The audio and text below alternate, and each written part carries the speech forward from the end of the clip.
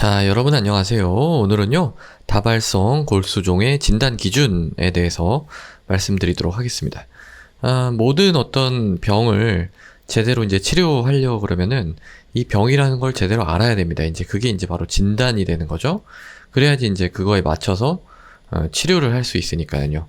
그럼 그 기준이 필요한데 그게 이제 진단 기준입니다. 예를 들면 이제 고혈압 같은 경우에는 140에 90 이렇게 넘어가면 이제 고혈압 단순합니다. 근데 이렇게 단순하지 않은 병들이 사실 더 많은 것 같아요. 그 중에서 이제 오늘 말씀드릴 거는 다발성 골수종이라고 하는 병의 진단 기준입니다. 제가 이제 몇 번 말씀을 드렸죠. 이거에 대해서는 이게 어떤 병이냐 그러면은 우리 혈액세포 중에서 항체를 만들어내는 세포가 있어요. 그걸 이제 플라즈마 셀이라고 하는데 얘가 이제 과도하게 증식을 막 이렇게 해가지고 얘는 이제 골수에 있거든요. 그래서 골수에서 얘가 이렇게 과도하게 증식을 해가지고 얘가 이제 면역 글로뷸린이라고 하는 걸 만드는데 글로뷸린 이게 이제 과도하게 생성이 되는 그런 이제 질환이 되겠습니다. 그러니까 일종의 이제 혈액암이죠. 일종의 혈액암이 되겠습니다. 그래서 이제 이 다발성 골수종의 진단 기준을 말씀드리려고 하는 건데요. 간단합니다. 뭐냐면은 일단은 뼈가 이렇게 있으면 이 뼈 안이 이제 골수예요, 골수. 예. 이 골수에는 뭐가 있죠? 피를 만드는 공장이 있습니다. 만드는 공장.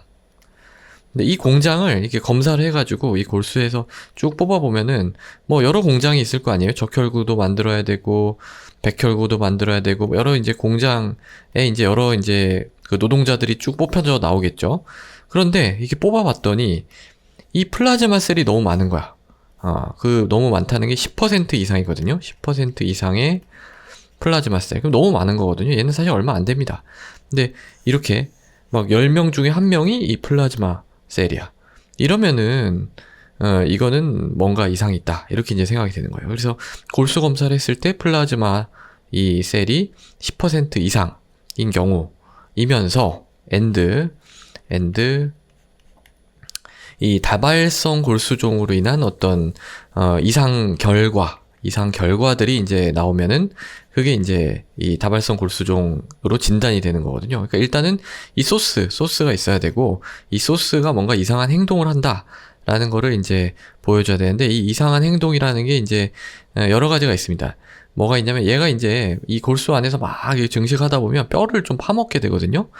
예, 뼈를 파먹어서 그 오스테올라이틱 리전이 생깁니다. 뼈를 파먹은 어떤 병변이다라는 뜻이에요.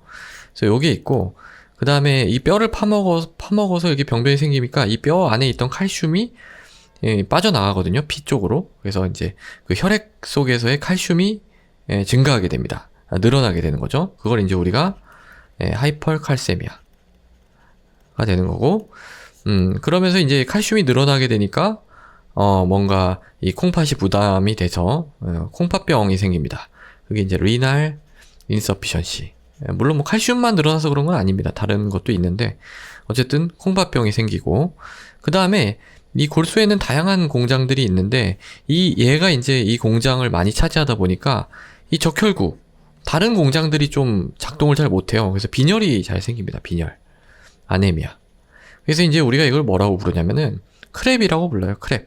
그래서 여기 이제 하이퍼칼세미아 C, 그 다음에 R, 그 다음에 아네미아 A, 그 다음에 오스테올라이틱 리전인데 이게 이제 뼈의 오스테올라이틱 리전이니까 B 이렇게 해가지고 이제 크랩이라고 부르는데 여기까지만 알고 있었어요. 저도 이제 예전에 시험을 볼 때 이제 여기까지만 알고 있었는데 최근에 이제 제가 다른 것 좀 뭐 공부를 하다 보니까 이게 진단 기준이 조금 바뀌었더라고요. 그래서 이제 사실 이게 이제 기본인데 뭐가 이제 바뀌었나 이렇게 살펴보니까 조금 이제 모든 병들의 이 진단 기준이 좀 간접적인 거에서 좀 직접적인 걸로 요렇게 좀 바뀌고 있더라고요. 그래서 오늘은 그런 내용을 좀 약간 어렵긴 한데 말씀을 드리려고 지금 준비를 좀 했습니다. 그래서 요 진단 기준을 제가 좀 보여드릴게요. 요건데요. 먼저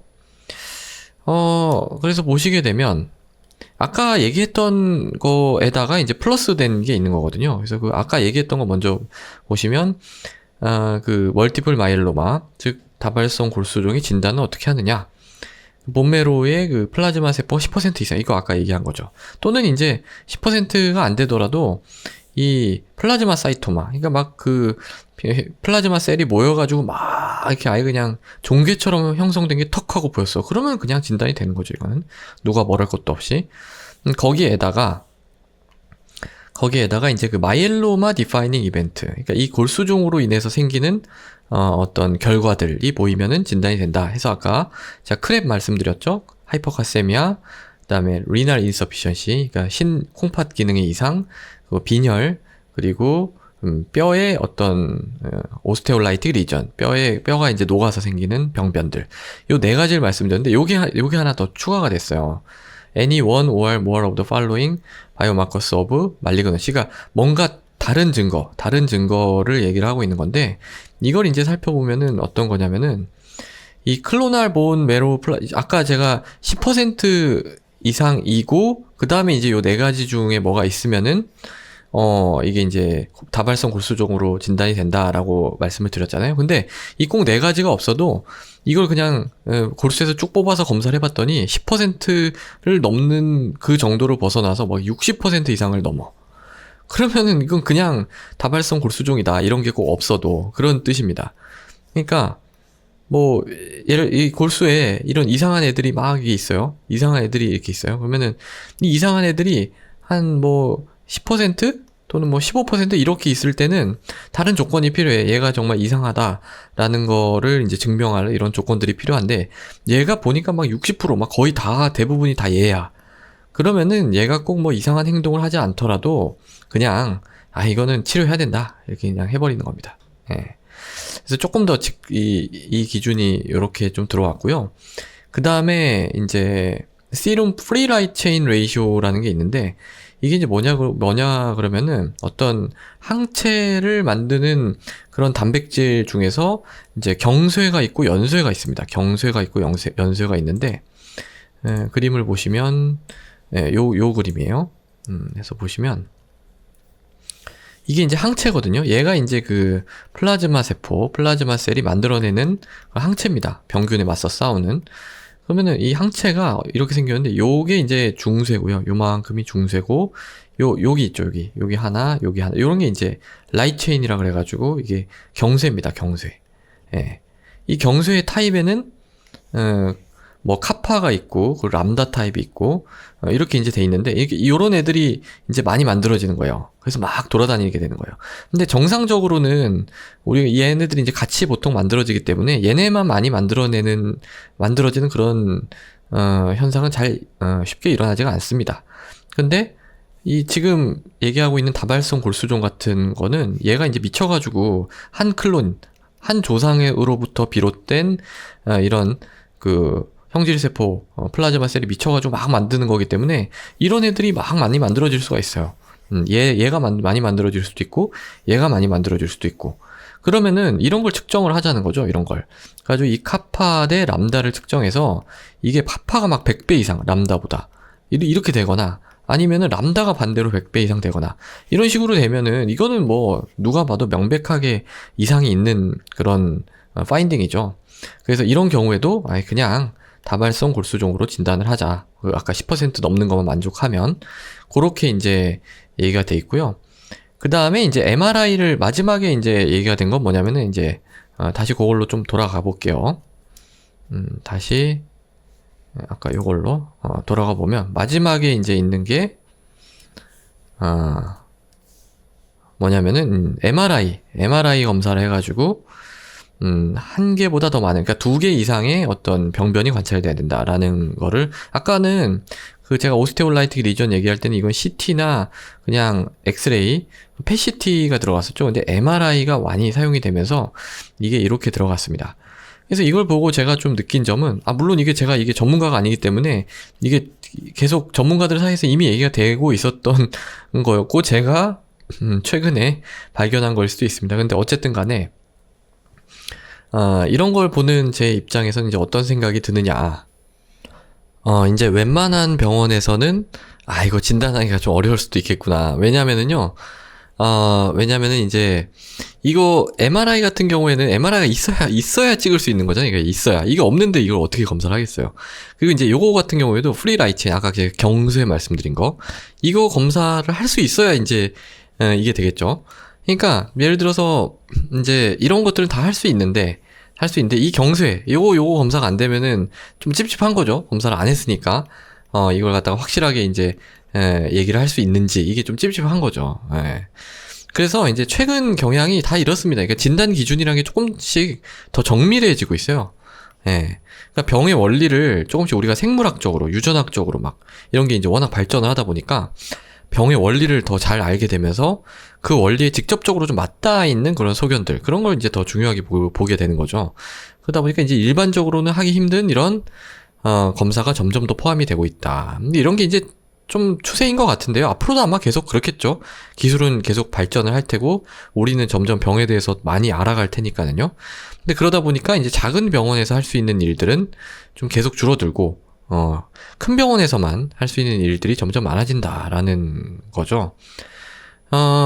제가 이제 예를 이렇게 들어서 그런데, 다발성 골수종 같은 경우에는 어차피 의심이 되면은요, 저는 다 상급으로 보냅니다. 제가 다룰 수 있는 영역이 아니에요, 이거는.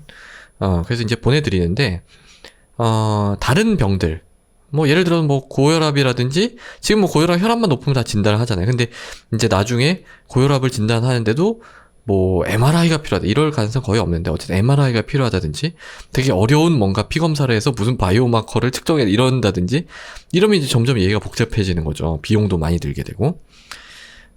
근데 그런 쪽으로 아마 갈 거예요. 계속 이제 이런 쪽으로 지금 연구가, 굉장히 활발하게 진행이 되고 있기 때문에. 그러면 이제 그런 환경에서 우리 동네 병원에서 할 수 있는 일은 무엇일까? 이제 나중에 이제 동네 병원, 저기 없어져가지고 다 이거 굶어 죽는 거 아니냐, 이제 이런 위기감이 계속 듭니다. 이제, 저는 이제 사실은, 이제, 아직 이제 얼마 안 남은 건 아니지만, 어쨌든, 중반 정도 왔죠. 중반 정도 이제 왔는데, 앞으로는 정말 좀 힘들어지지 않을까, 이제 이런 생각을 하는데요. 그렇지는 않다. 이제 동네 병원에서만 할 수 있는 그런 일들이 있죠. 소통입니다, 소통. 계속 오시던 환자분이랑, 이렇게 계속 얘기를 하면서 환자분이 본인의 병을 조금 더 잘 알고, 그러니까 같은 검사와 같은 치료를 하더라도 왜 이 검사를 하고 왜 이 치료를 하는지는 조금 더 이렇게 친근감 있게 제가 설명을 드릴 수가 있으니까, 그런 소통을 하는 거, 그런 게 이제 좀 유일한 장점으로 남는 그런 세상도 오지 않을까, 요런 생각을 좀 해봅니다. 약간 좀 플라이드 오브 아이디어 느낌이 좀 있는데, 어쨌든 간에 오늘 멀티플 마이엘로마의 어떤 다발성 골수종의 진단 기준, 최근에 이제 이런 환자분이 한 분 계셔가지고 요새 약간 여기 꽂혔는데, 이거 공부하면서 이런 생각을 좀 해봤습니다. 자, 그래서요, 오늘은요, 다발성 골수종의 진단 기준에 대해서 말씀드렸습니다. 오늘도 경청해 주셔서 대단히 감사합니다.